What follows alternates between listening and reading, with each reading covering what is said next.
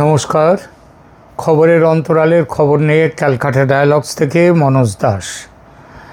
26-এর নির্বাচনে পশ্চিমবঙ্গের মানুষ একটা বিশেষ বিষয় থেকে বঞ্চিত হতে চলেছে। বিষয়টা একটা স্লোগান, খেলা হবে। এখনও মনে আছে এর আগে 21-এর নির্বাচনী প্রচারে মেদিনীপুরে পা ভাঙলেন মমতা ব্যানার্জি, প্লাস্টার জড়ালেন পায়ে। তারপর সেই প্লাস্টার জড়ানো পা নিয়ে চষে বেড়ালেন সারা বাংলা। মঞ্চে উঠে ফুটবল ছুঁড়ে দিচ্ছেন আর বলছেন খেলা হবে। তা খেলা হয়েছিল মাঠে সেবার বিজেপিকে, তার আগের বার 18-র মতো 2018 লোকসভা নির্বাচনের মতো বিজেপিকে দাঁড়াতেই দেননি মমতা ব্যানার্জি এবং তার তৃণমূল কংগ্রেস।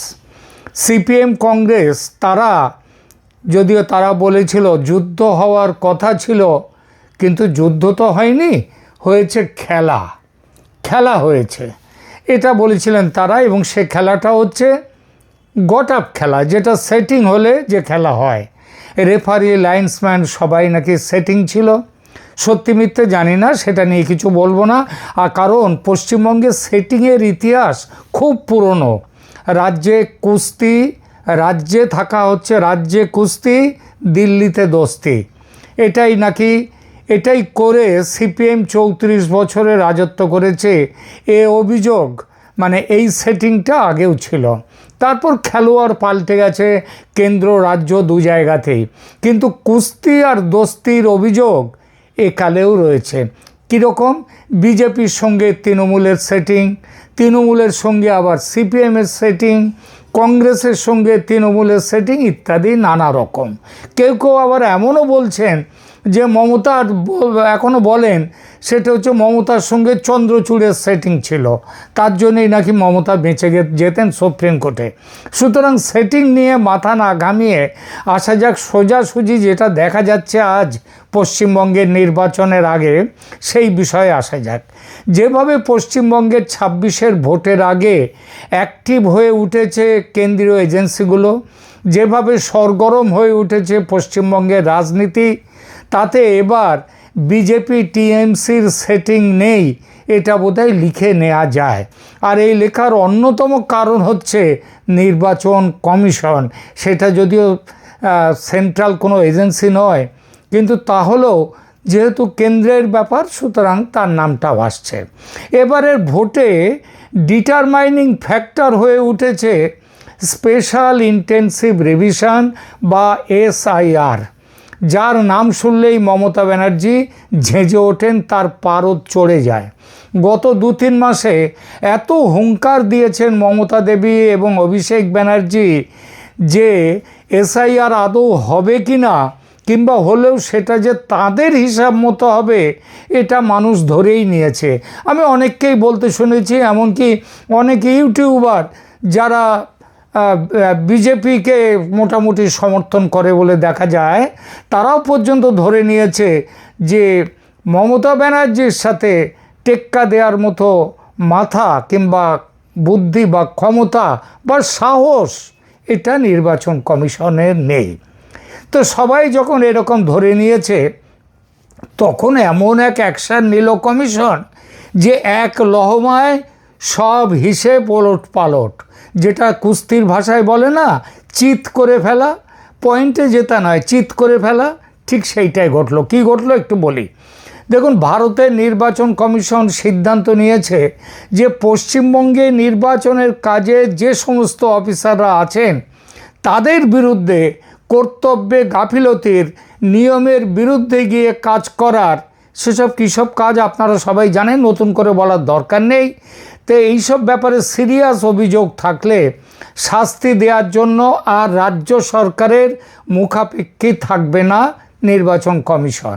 এখন থেকে কমিশন সরাসরি শাস্তি দেবে, সরাসরি শাস্তি। এতদিন কমিশন কি করছিল? রাজ্য সরকারকে বলছিল ব্যবস্থা নিন, FIR করুন, সাসপেন্ড করুন, ইত্যাদি ইত্যাদি। এখন কি বলছে কমিশন বলছে ওসব রাজ্য সরকারকে আর নয়, এবার থেকে যা করার আমরাই করব। কিছুটা রাজ্য সরকারের উপর আছে নিয়ম অনুযায়ী, কিন্তু সেটা পরের ব্যাপার। এই বিষয়ে কমিশন হাতিয়ার করেছে 2000 সালের সুপ্রিম কোর্টের একটি রায়, এবং তার প্রেক্ষিতে কেন্দ্রীয় সরকার একটি আদেশ জারি করেছিল। ডিপার্টমেন্ট অফ পার্সোনেল তারা এই আদেশ জারি করেছিল। এর জেরে মানে এই আদেশের জোরে পশ্চিমবঙ্গ সরকার এই বিষয়ে যে কমিশনের আদেশ অমান্য করছিল এতকাল, সেই সমস্যাটা থাকবে না। পশ্চিমবঙ্গ সরকারের বেশ কয়েকজন আমলার ওপর শাস্তির খাড়া তাই নেমে আসছে খুব তাড়াতাড়ি। আপনাদেরও তো মনে আছে, এর আগে 4 জন ইআরও বা ইআরও এবং একজন ডেটা এন্ট্রি অপারেটরের ক্ষেত্রে গত বছর 5 আগস্টে 2025-এ ইলেকশন কমিশন পশ্চিমবঙ্গ সরকারকে নির্দেশ দিয়েছিল যে এই 4 জন ইআরও ইআরওকে সাসপেন্ড করতে হবে এবং একজন ডেটা এন্ট্রি অপারেটরকেও ডিউটি থেকে সরাতে হবে, যেহেতু ডিউটি থেকে সরাতে হবে। সেই অর্ডারে ইলেকশন কমিশন রাজ্যকে বলেছিল সাসপেনশন এবং এফআইআর দুটোই করতে হবে। সেই নিয়ে রাজ্য সরকার এবং কেন্দ্রীয় নির্বাচন কমিশনের মধ্যে জোর ঠেলাঠেলি শুরু হয়েছিল। এখনও অবধি সেই ঠেলাঠেলিটা চলছে এবং শেষ পর্যন্ত কয়েকদিন আগে সুপ্রিম কোর্টের রায় স্পষ্ট গেছে যে নির্বাচন কমিশনের পক্ষে, এবং তারপরে শেষ পর্যন্ত ফর্মালি সাসপেনশন অর্ডার জারি করতে বাধ্য হয়েছে রাজ্য সরকার, তবে সেটা ইলেকশন কমিশনের নির্দেশ মেনে। পরে ইসি অসন্তুষ্ট হয় যে রাজ্য শুধু সাসপেনশন করেছে, এফআইআর করেনি। আজ পর্যন্ত বারংবার বলা সত্ত্বেও এফআইআর হয়েছে কিনা কমিশনকে জানায়নি রাজ্য সরকার। জানা যাচ্ছে গত বছর আগস্ট থেকে এবছর জানুয়ারি পর্যন্ত এফআইআর হয়নি, আর এখনও জানায়ওনি যে কমিশনকে এফআইআর হয়েছে কিনা। কিন্তু এবার 7 অফিসারকে ইলেকশন কমিশন সরাসরি নিজেই সাসপেনশন অর্ডার ইস্যু করেছে, রাজ্য সরকারকে ধর্তব্যের মধ্যে নেয়নি। আর এখানেই মমতা ব্যানার্জির কোমর ভেঙেছে। প্রথমে গতবার পা ভেঙেছিল 21-এ, 26-এর ভোটে মমতার কোমর ভেঙেছে। এখানে প্লাস্টার চলবে না। প্রথমে সংক্ষেপে ঘটনাটা একটু বলে নিই, তারপর আইনি প্রেক্ষিত, সুপ্রিম কোর্টের 2000 সালের রায়, কেন্দ্রের আদেশ, আর শেষে পশ্চিমবঙ্গ ও ফেডারেল কাঠামোর ওপর এর কী প্রভাব পড়ছে সেই আলোচনা করব। দেখুন, পশ্চিমবঙ্গে ইলেকশন কমিশনের সরাসরি শাস্তিমূলক পদক্ষেপ 2025-26 সালে ভোটার লিস্টের যে এসআইআর ঘিরে পশ্চিমবঙ্গ সরকার ও ভারতের নির্বাচন কমিশনের মধ্যে ধারাবাহিক টানাপোড়েনের একটা ফল। অভিযোগ, কয়েকজন নির্বাচন সম্পর্কিত অফিসার ভোটার তালিকায় গড়বড় করেছেন, ডাটা সিকিউরিটি নীতি ভেঙেছেন এবং অন্যান্য নানা রকমভাবে তারা এই এসআইআর প্রক্রিয়াকে ক্ষতিগ্রস্ত করবার চেষ্টা করেছেন। ইলেকশন কমিশন 2025 সালের 5 আগস্টে 4 জন ইআরও অথবা এইআরও ও এক ডাটা এন্ট্রি অপারেটরের বিরুদ্ধে সাসপেনশন, এফআইআর ও বিভাগীয় শাস্তিমূলক প্রক্রিয়া শুরু করার নির্দেশ দিয়েছিল। রাজ্য সরকার তা করতে অস্বীকার করে। পরে প্রধান সচিবকে দিল্লিতে ডেকে পাঠানোর পর শুধু সাসপেনশনটা করা হয়, কিন্তু এফআইআর করা হয় নাই। তারপরে আবার বর্তমান চিফ সেক্রেটারি নন্দিনী চক্রবর্তীকেও ডেকে পাঠিয়েছিলেন। তিনি গিয়ে বলে এসছেন যে স্যার, আর তো কয়েকদিন পরেই আপনারা তফসিল ঘোষণা করবেন, তো তখন তো পুরো সব কিছু ক্ষমতা আপনাদের হাতে চলে আসবে, সুতরাং কটা দিন একটু চুপ করে থেকে আমরা তাহলে আমাদেরও একটু কম বিপদে পড়তে হয়, কারণ আমাদের বুঝতেই পারেন তো মুখ্যমন্ত্রীর নির্দেশ মেনে আমাদের চলতে হয়। সুতরাং দয়া করে একটু কয়েকটা দিন একটু চুপ করে থাকুন, পরে আপনারাই সাসপেন্ড করে দেবেন যখন তফসিল ঘোষণা হয়ে যাবে। কিন্তু এই ভাবনাটাই যে ভুল, সেটা নির্বাচন কমিশন তারা বুঝিয়ে দিল গতকাল 15ই ফেব্রুয়ারিতে। 2026 সালের ফেব্রুয়ারিতে ইসি ইলেকশন কমিশন বারবার পশ্চিমবঙ্গ সরকারের নন কমপ্লায়েন্স বা নির্দেশ না মানার প্রসঙ্গ তুলে ধরে বলে এগুলো 21শে সেপ্টেম্বর 2000 তারিখের সুপ্রিম কোর্টের আদেশ ও ইলেকশন কমিশনের নিজস্ব নির্দেশিকাকে লঙ্ঘন করছে। একই সময়ে ইসি ইলেকশন কমিশন সুপ্রিম কোর্টে হলফনামা দিয়ে অভিযোগ করেছে যে এসআইআর প্রক্রিয়া ভেস্তে দেওয়ার জন্য রাজ্য সরকার, রাজ্য মন্ত্রিসভা ও শাসক দলের তরফে পরিকল্পিত বাধা দিয়েছে। সুপ্রিম কোর্টে সেটাও মামলাও উঠেছে এবং আগামী দিনে আসছে। তখন রাজ্য সরকারকে 8000-এর বেশি অফিসার ডিউটিতে পাঠাতে বলা হয় এবং সেটা এরা পাঠিয়েও দেয়, নামগুলো দিয়ে দেয়, কিন্তু সেখানেও নামে যে কত রকমের সেখানে জল মেশানো আছে সেটাও আবার বলে দিয়েছে ইলেকশন কমিশন। তো এই টানাপোড়েনের মাঝেই 2026 সালের 15ই ফেব্রুয়ারি গতকাল election commission representation of the peoples act RPA তার 1958-এর ধারা 13 সিসি ব্যবহার করে পশ্চিমবঙ্গে এসআইআরে নিযুক্ত 7 জন অ্যাসিস্ট্যান্ট ইলেকটোরাল রেজিস্ট্রেশন অফিসারকে serious misconduct, dereliction of duty and misuse of statutory পাওয়ার্সের জন্য তাদেরকে সরাসরি সাসপেন্ড করে দিয়েছে এবং রাজ্যের প্রধান সচিবকে নির্দেশ দিয়েছে যাতে তাদের বিরুদ্ধে তাৎক্ষণিকভাবে এফআইআর বিভাগীয় শাস্তিমূলক প্রক্রিয়া শুরু করা হয়। কমিশনের এই কাজের সাংবিধানিক ভিত্তি, কমিশন যেটা করলো এটা সাংবিধানিক ভিত্তি কি দেখা যাক। আগেই বলেছি ভারতীয় সংবিধানের আর্টিকেল 324/1 বলা হয়েছে যে সমস্ত সংসদ ও বিধানসভা নির্বাচন তথা রাষ্ট্রপতি উপরাষ্ট্রপতি নির্বাচনের সুপারিনটেন্ডেন্স, ডাইরেকশন অ্যান্ড কন্ট্রোল এর সব কিছুই নির্বাচন কমিশনের হাতে থাকবে। এই আর্টিকেলের ব্যাখ্যায় সুপ্রিম কোর্ট একাধিক রায়ে একটা রায়ের উল্লেখ করছে। Mohinder Singh Gill versus chief election commission 1978, সেই রায়ে সুপ্রিম কোর্ট বলেছে আর্টিকেল 324 হচ্ছে একটি প্লেনারি প্রভিশন, অর্থাৎ যেখানে আইনে স্পষ্ট বিধান নির্দিষ্ট করা না থাকে সেখানে ফ্রি অ্যান্ড ফেয়ার ইলেকশনস নিশ্চিত করতে ইলেকশন কমিশন তার নিজস্ব ক্ষমতা প্রয়োগ করতে পারে। অর্থাৎ যদি ইলেকশন কমিশন মনে করে যে ফ্রি অ্যান্ড ফেয়ার ইলেকশনের জন্য আমাকে এই পদ্ধতিগুলো নিতে হবে, এই কাজগুলো করতে হবে, সেটা তাদের করবার অধিকার আছে, যতক্ষণ না তা বিদ্যমান আইনের সরাসরি বিরোধিতা করে। তার মানেটা কি দাঁড়ালো? সংবিধানগত স্তরে বলা যায় নির্বাচনের সততা ও স্বাধীনতা রক্ষা করতে গেলে ইলেকশন কমিশনকে পর্যাপ্ত স্বাধীনতা ও নিয়ন্ত্রণ দিতে হবে যাতে কেন্দ্র বা রাজ্য কোনো এক্সিকিউটিভ সরকার আমলাদের দিয়ে নির্বাচনী প্রক্রিয়াকে প্রভাবিত করতে না পারে। আর সেইটাই ক্ষমতাটাই ব্যবহার করলো ইলেকশন কমিশন আজকে। এই সাংবিধানিক কাঠামোকে আইনে রূপ দিতে 1988 সংশোধনের মাধ্যমে representation of the people act 1950-তে একটা নতুন ধারা যোগ করা হয়। এই ধারাটা হচ্ছে 13cc। এই সংশোধনী আইনে পরিষ্কার বলা হয় নির্বাচন সম্পর্কিত, ভালোভাবে শুনবেন জায়গাটা, নির্বাচন সম্পর্কিত অফিসারদের ইলেকশন কমিশনের কাছে ডেপুটেশনে আছে ধরে নেওয়া হবে।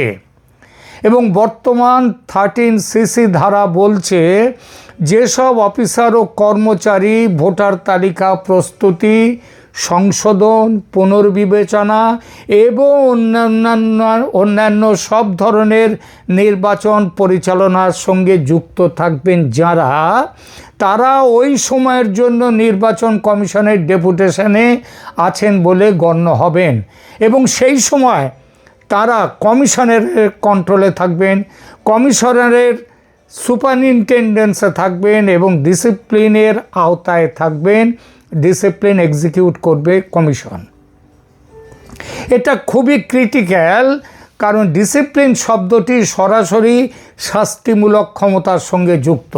মানে যখন একজন রাজ্য বা কেন্দ্রের আমলা নির্বাচনে কাজ করছেন, তখন তাকে নিয়ে শাস্তিমূলক সিদ্ধান্ত, তার উপরে ইলেকশন কমিশনারের পুরো নিয়ন্ত্রণ থাকবে।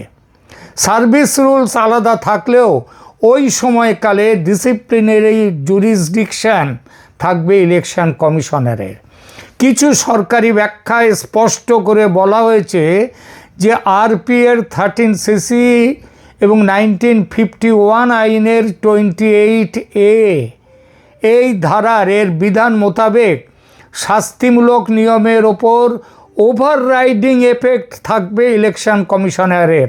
অর্থাৎ তার সার্ভিস রেকর্ডের সাথে, সে রাজ্যের হোক বা কেন্দ্রের হোক, তার সার্ভিস কন্ডাক্টের সাথে যদি ইলেকশন কমিশনারের তার যদি শাস্তিমূলক নিয়মের যদি কোনো রকম কনফ্লিক্ট হয়, সেখানে ইলেকশন কমিশনের আইনটাই প্রাধান্য পাবে। অর্থাৎ Mamata Banerjee state election, state আইন, স্টেট রুলস, তারা আমার এখানকার কর্মচারী এইসব বলে কোনো পার পাবে না। ইলেকশন কমিশনারের এই ডিসিপ্লিনারি ক্ষমতা নিয়ে ঝামেলা যে নতুন সেটা কিন্তু নয়। যদি কেউ ভাবেন যে এটা এখনই হচ্ছে, তা কিন্তু নয়। 1993 সালে ইলেকশন কমিশন সুপ্রিম কোর্টে রিট পিটিশন ফাইল করেছিল। সেখানে কাদের এগেনস্টে ফাইল করেছিল? কেন্দ্রীয় সরকারের এগেনস্টে। রিট পিটিশন, তার নম্বর হচ্ছে 606 অফ 1993। সেই মামলাটি দায়ের করে। মূল প্রশ্ন ছিল যে সেকশন 13cc এবং সেকশন 28A 1950 এবং 1951 আইনে এই অনুযায়ী ইলেকশন কমিশনারের শাস্তিমূলক কর্তৃত্ব কতটা তাদের আছে ক্ষমতা এবং কতটা তাদের এক্সক্লুসিভ ক্ষমতা। এই মামলা ছিল কেন্দ্রীয় সরকারের বিরুদ্ধে। এই মামলা চলাকালীন 2000 সালে ইলেকশন কমিশন এবং কেন্দ্রীয় সরকারের মধ্যে আলোচনার মাধ্যমে একটা টার্মস অফ সেটেলমেন্ট তৈরি হয়। সুপ্রিম কোর্ট 21শে সেপ্টেম্বর 2000 আদেশে কি বলেছিল জানেন? বলেছিল যে ইলেকশন কমিশন এবং ইউনিয়ন অফ ইন্ডিয়া যেটা মিলে ঠিক করেছে, সেই টার্মস অফ সেটেলমেন্টের ভিত্তিতেই মামলাটার নিষ্পত্তি করা হচ্ছে।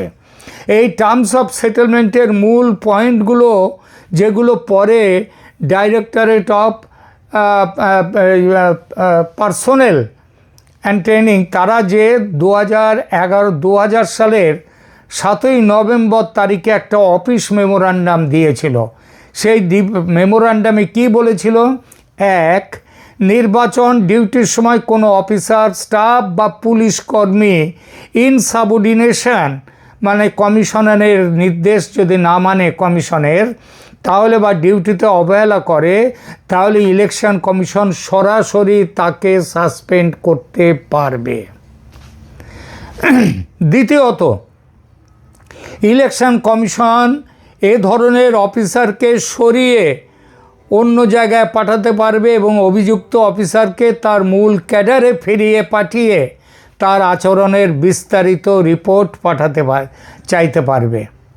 3 নম্বর আরও আছে, ডিপার্টমেন্টাল ডিসিপ্লিনারি প্রসিডিংয়ের সুপারিশ ইলেকশন কমিশন করবে।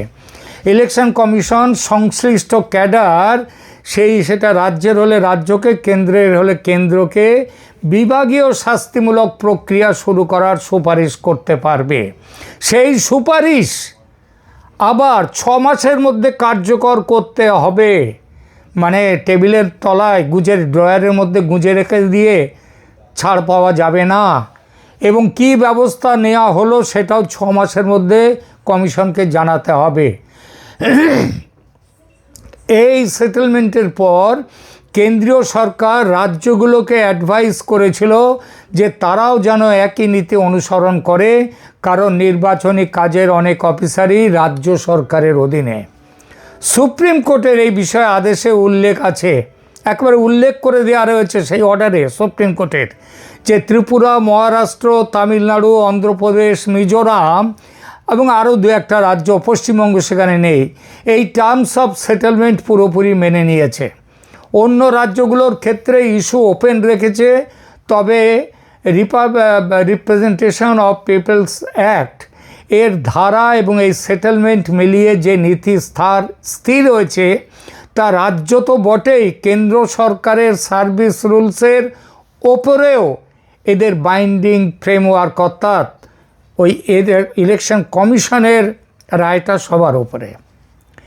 ডিওপিটি কেন্দ্রের তারা 2008 এবং 2022 সার্কুলার জারি করে প্রশাসনিকভাবে এই সেটেলমেন্টের বাস্তবায়ন করবার জন্যে সুপ্রিম কোর্ট যে আদেশ দিয়েছে, সেই আদেশে সমস্ত রাজ্যকে, কেন্দ্রীয় সরকারের সমস্ত দপ্তরকে, তারা সবাইকে জানিয়ে দেয় যে নির্বাচন ডিউটিতে থাকা অফিসারদের বিরুদ্ধে শাস্তিমূলক ব্যবস্থা গ্রহণের ক্ষেত্রে এই নীতি অনুসরণ বাধ্যতামূলক।